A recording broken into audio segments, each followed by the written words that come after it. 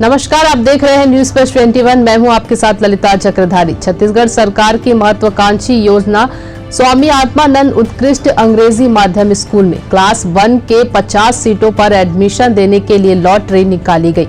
राजनांदगांव जिले में संचालित स्कूल में क्लास 1 के लिए 1083 फॉर्म आए थे, पर स्कूल प्रबंधन ने अलग अलग कारणों से 567 सीधे रिजेक्ट कर दिए और पालकों को दावा आपत्ति का मौका ही नहीं दिया गया। स्क्रूटनी के बाद पात्र किए गए 516 बच्चों के फॉर्म को लॉटरी में शामिल किया गया।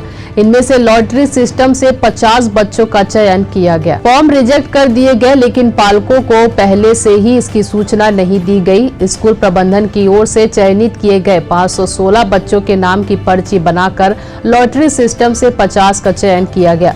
स्वामी आत्मानंद उत्कृष्ट सरकारी अंग्रेजी माध्यम स्कूल में क्लास 1 के लिए निकाली गई 50 सीटों की लॉटरी में 50 सीटों के लिए छात्र छात्राओं का चयन हुआ।